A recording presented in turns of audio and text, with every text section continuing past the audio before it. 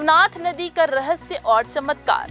यूं तो भारत देश के प्राचीन मंदिरों को रहस्यमयी और चमत्कारी माना जाता है, लेकिन देश में कुछ नदियां ऐसी हैं जिनका उद्गम भी एक रहस्य है। वहां का चमत्कार किसी अदृश्य शक्ति से कम नहीं है।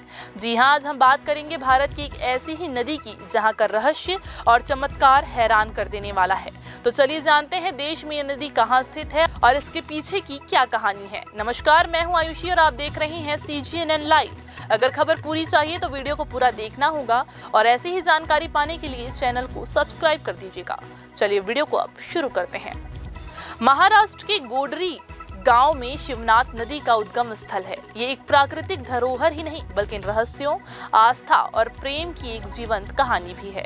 यहाँ के हर पत्थर, हर बूंद, हर पेड़ के पीछे एक दास्ता छिपी है जो पीढ़ियों से ग्रामीणों के दिलों में बसती आई है। यहाँ पर चमत्कारी पलसा का वृक्ष प्रकृति का रहस्य है या ईश्वरीय संकेत, ये आज भी इस स्थल के लिए कौतूहल का विषय बना हुआ है। शिवनाथ नदी की गोद में बसा गोडरी गांव एक ऐसा स्थल है जहां पलसा का एक विचित्र लेकिन चटकारी वृक्ष स्थित है।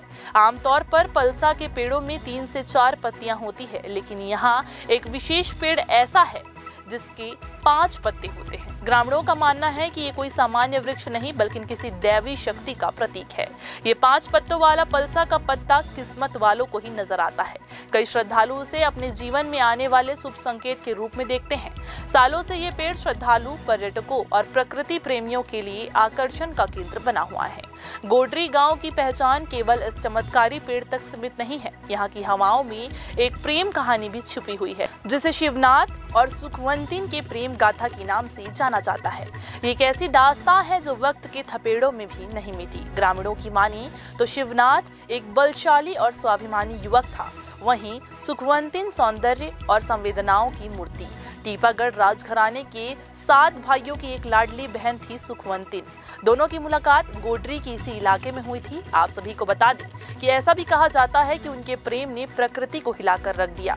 जब सुखवंतिन के भाइयों ने शिवनाथ की राहों में दीवारें खड़ी कर दी, तब उन्होंने अपनी आत्माओं को एक कर दिया और वहीं से एक खेत से फूटी शिवनाथ नदी की धारा फूटी जो उनके प्रेम की साक्षी बनकर आज भी बह रही है।